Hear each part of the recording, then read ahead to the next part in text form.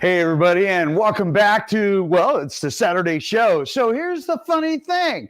As we are going through each of the days of the week, and it's so funny because really what we're finding out, I guess not really finding out immediately, but what has been evolving is the affordability of homes, especially for new home buyers, pretty much it's got the way of Sandusky, man. It is gone. And even new construction, there are no entry-level homes being built. And a lot of that is because we've got increased costs of materials, increased labor. We have a lot of plat costs as far as, with municipalities and a lot of restrictions, even though they're trying to open it up on Washington State. Hey, here's the problem. The cost of construction, the whole package itself, builders want to be able to fit that niche of having, entry-level homes, but it just doesn't exist. When you go down to, South King County and, you're seeing new construction, between $900 and $1.2 million, that doesn't fit the new home buyer. And so they have to take a look at existing construction. Problem with existing construction? Well, it is also super expensive, and there's so few homes available today that it is creating a lot of problems for, people wanting to come in. Then we add super high interest rates, highest since in the last 23 years, and, cresting, on the 7.5%, might even hit 8%. Hey, listen, when you take a look at all of those things combined, makes it super tough. So what's the solution? Solution is to make sure that you watch this show. Why? There's no selling. Let's, if we take a look at this chart right here, these are headlines that we are seeing right now, right? New home sales benefit from inventory issues. We talked about that. Shelter inflation pops builder confidence balloon. It's a lot of different things that are happening right now that builders have to deal with. Inventory issues, mortgage rate issues. So make sure that you just at least like this, share it with people that that are looking at buying or selling a home. Again, this is all local information. This is all just really good information so you can make the best business decision possible. All right, take a look at this. 900 homes came on the market. We talk about inventory issues. 900 homes came on the market in the last 7 days, our 7-day running average, but we took down 1,205. Well, holy smokes, that's a 300 home deficit where we were at 2.3 months of inventory last year. We've dropped that down an entire month. It's actually closer to almost a month of inventory when 4 to 6 months is a healthy market. All right, so when we take a look at that and we take a look at our solds are right on target. What does that mean? Whoop, went the wrong way. Make sure you push the right button. What does that mean? As we take a look at what is trending and what we expect over the next couple of weeks. And you might say, okay, George, what the heck has happened over the next couple of weeks? Well, we have the end of the, vacation trifecta. We have our 3-day weekend that is coming up. There's a lot of people that are already mentally on vacation. Plus, students are getting back in school. Plus, last-minute vacations from everybody else, knowing that you betcha fall's coming. Holy smokes. Sidebar note.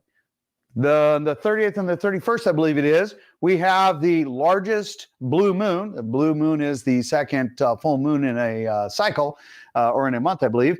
Anyway, it is the largest, and it's some amazing number of years, like 100 years. Anyway, it's supposed to be super cool. Make sure you put that on your calendar, go outside and take a look.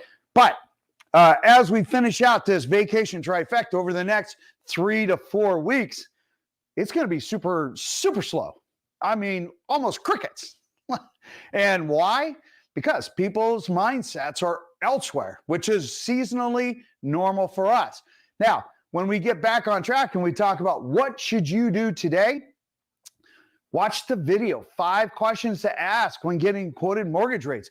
When you take a look at rates that are bouncing around 7.25, 7.35, some are advertised at 6.75, and you go, yes, but you need to take a look at what gets there. And most of the time, I'd say almost all of the time, It's paying dollars to get that rate down. Super important to understand. Look, it's a great video. I say it's great because I recorded it, but it takes you through the 5 questions that you need to look at, that you need to ask. Why? Because otherwise you're going to be caught up in what's called marketing. Yes, I still have my club. Yes, I tore my bicep.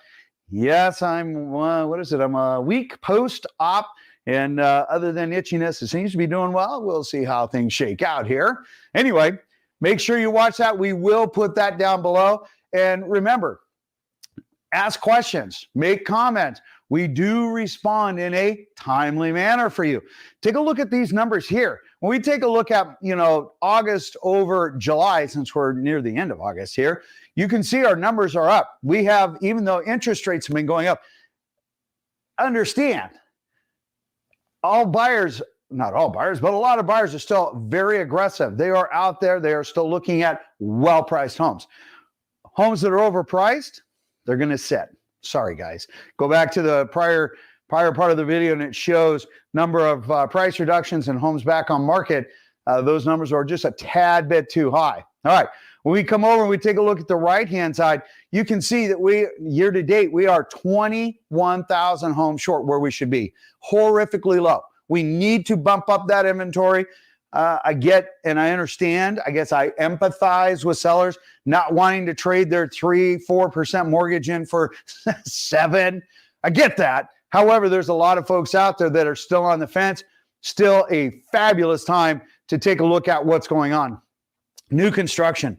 This is an absolutely amazing element because we have never had new construction have, as far as total inventory available, we have never had this many homes available as far as percentage. We're about 21% new construction to what is available on market.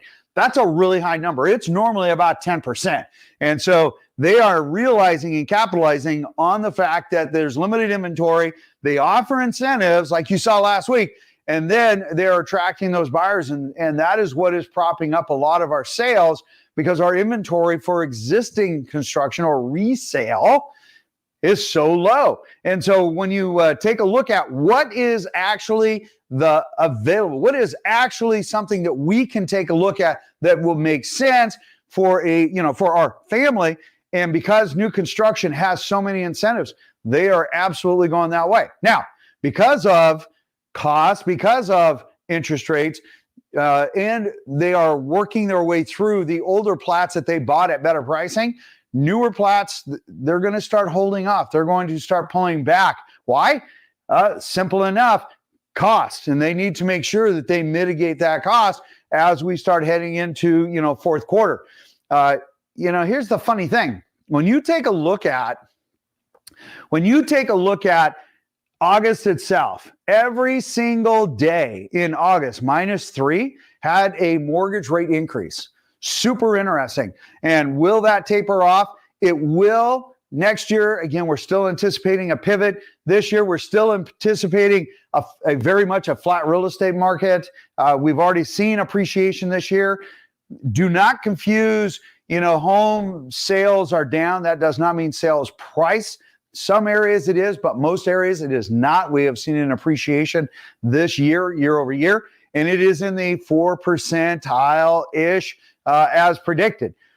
Yes, I think we will get back down into the 6s in fourth quarter. However, don't expect great monumental things until the Feds actually start to pivot. And pivot meaning that they start reducing the Fed rate. Look, they did nobody any great favors. It's one thing to say, hey, we're going to stay the course. And then it's another thing to provide, remarks that basically kind of create a knee-jerk reaction within the market itself. When we talk about the market, we also talk about the stock market where interest rates are traded, right? And you take a look at your 10-year treasuries, and they just, I understand they're trying to overshoot, make sure it's a softer landing. I think that's having a more catastrophic effect than it needs to be. They need to rip the Band-Aid off. That's my humble opinion. Let the market correct as it should, because it always does.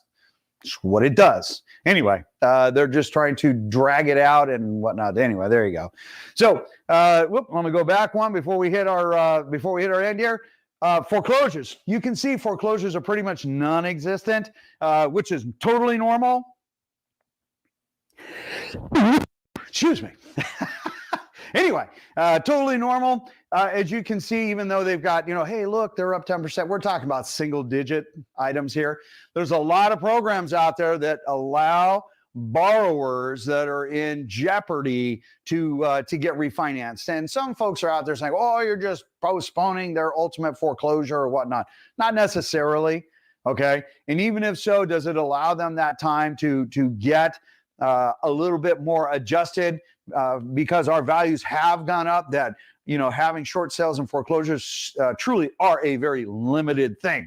So it allows at least a little bit more time and allows to maintain that stability, and you don't get a massive amount of foreclosures on the market like 2008 through 2010 or during the years of the RTC back down in the 2003s. I know, I've been practicing for a long time, seen a lot of stuff, but here's the thing. We're pretty darn accurate. Make sure you pay attention. If you have questions, ask. Make sure you watch that video, 5 questions to ask when getting quoted mortgage rate. In the meantime, I'll see you guys on the next video. You guys have an absolutely stunning day, and make sure you smash that subscribe button. Let us know what you think. In the meantime, I'll talk to you guys later. Have a great day. Oh, and don't pull your bicep.